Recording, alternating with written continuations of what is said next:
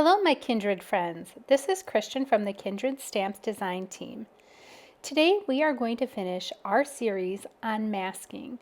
The first two cards that we completed were done on standard card stock, where today we are going to focus on masking with watercolor.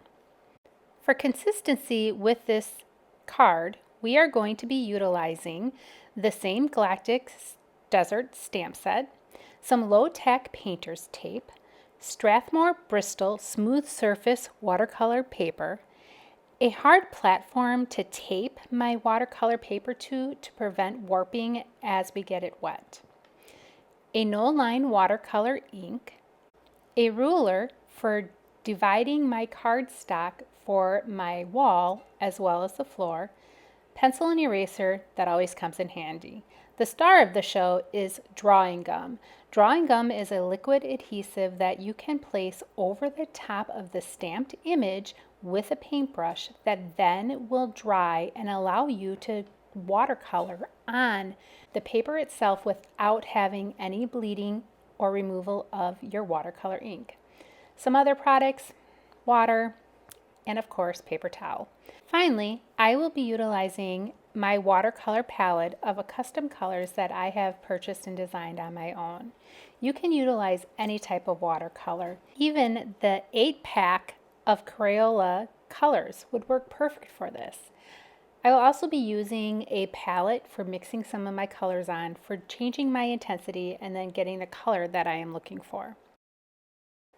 Now that I have my supplies ready to go, I'm going to start designing my card.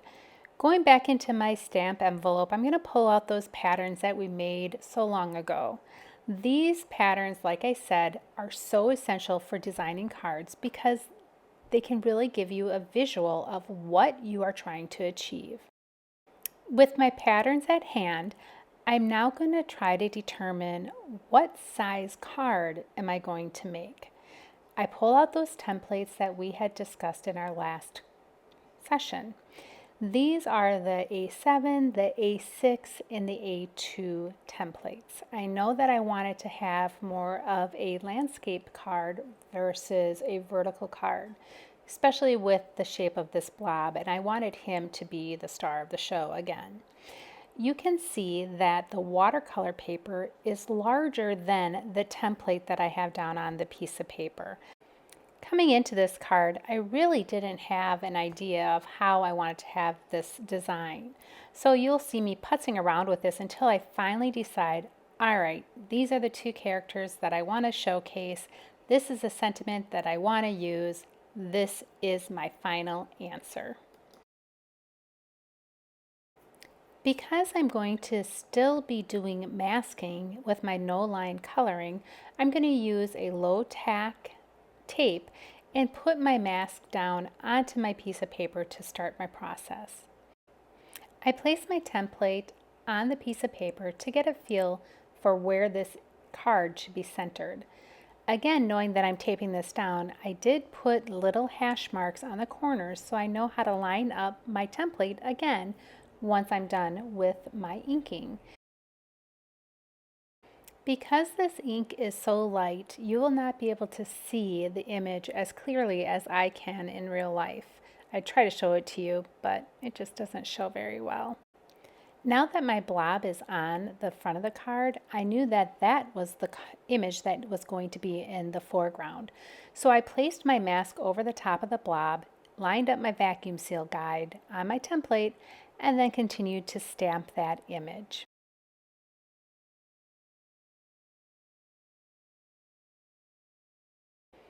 I'll go ahead and remove the mask and get ready to start working further on my design. First thing I'm going to do is tape this down to my board. Again, this board will prevent that warping of the paper as we start to add water.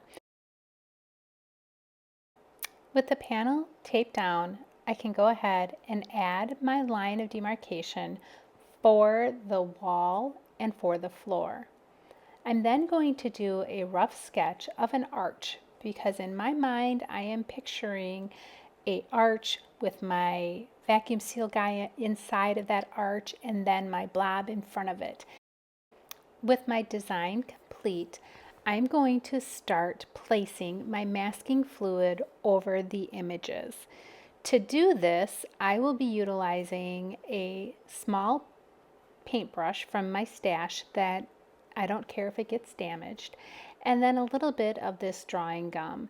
I haven't used mine, so I did shake it up a little bit. Just be aware that when you do shake it, you'll get lots of little bubbles, and you gotta pop them as you go because you don't want to have any of those bubbles on your paper because it may be a spot that does not have the masking over the top of it.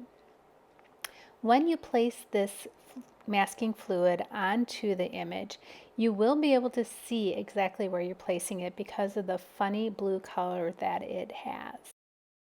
The masking fluid has a very thin consistency, so it goes on super fast and it dries super fast. Again, when you are placing the masking fluid down, you want to ensure that the fluid is completely covering all of the white space of our watercolor paper. We're finally ready to start painting.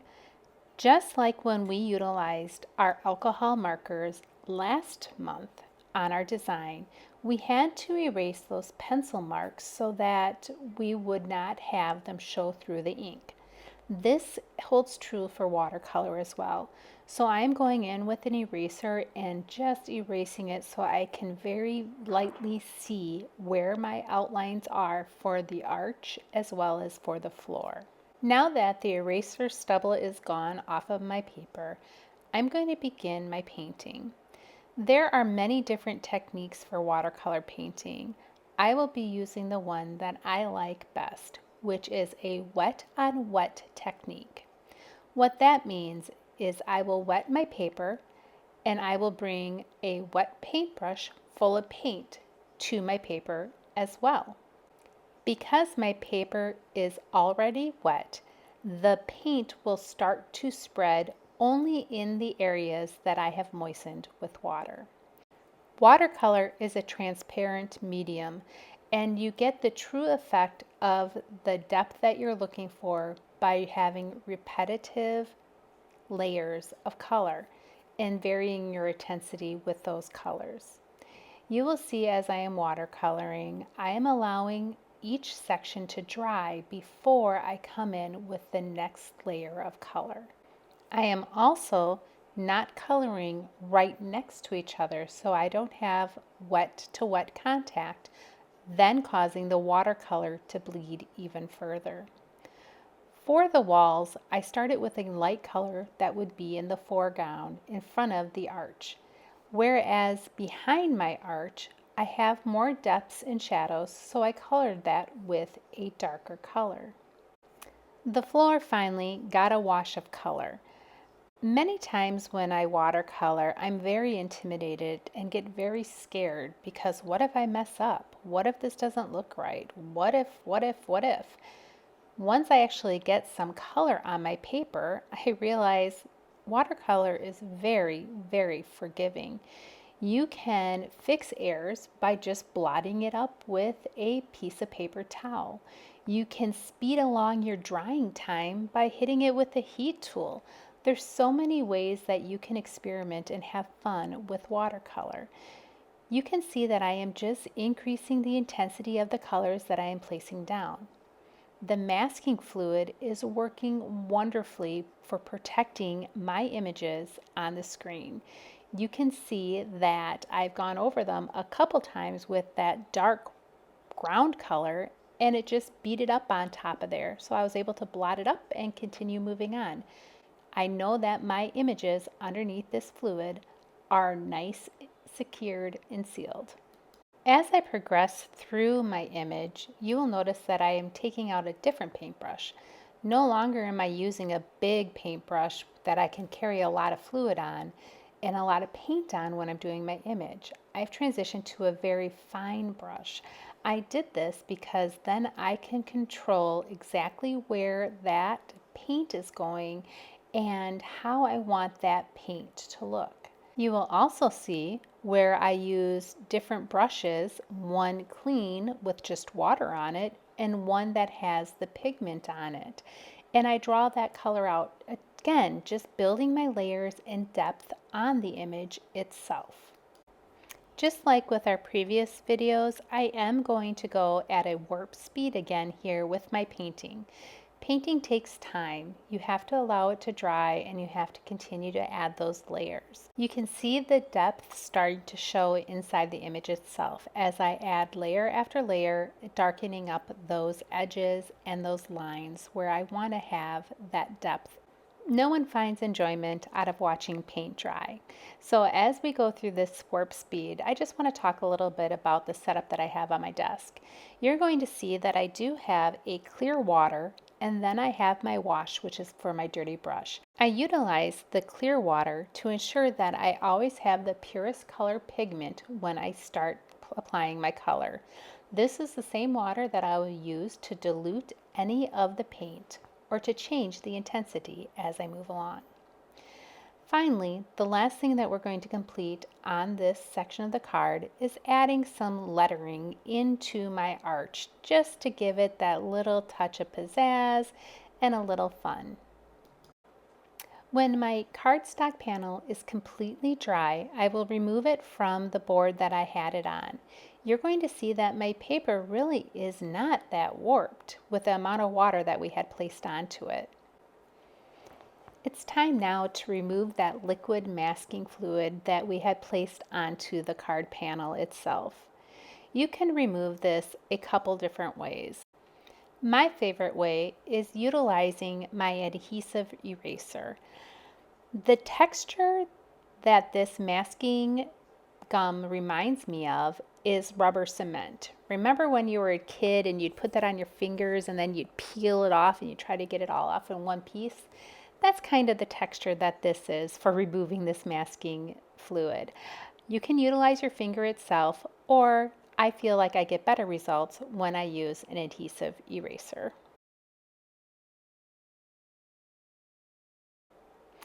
Now, ta-da! My masking fluid is off of my cardstock. I can see my image clearly. There was no bleeding from the watercolor itself. So I'm going to clean up my desk and then we're going to start coloring. To color my images, I am going to be using Zig's Clean Color Real brushes. These are not a marker. They're not a paintbrush. They're a liquid ink that you can utilize similar to watercolor to color the images. As I am working on my coloring, you can see my swatch on that top left-hand side of the screen. This was done on that same Strathmore Bristol Smooth watercolor paper. I have found that the Zig markers work best on this type of watercolor paper.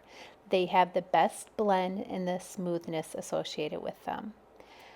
To make my swatch, I had drawn circles on the paper, labeled it with the name of the color, and then put the deepest intensity of the ink on the left-hand side, and with a clean, wet paintbrush, I was able to pull the color from the left to the right to see the varying intensities when water was added to the Zig's markers.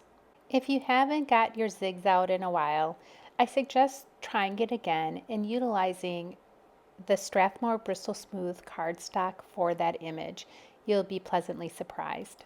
I'm going to play some music while I color. I'll see you in a few.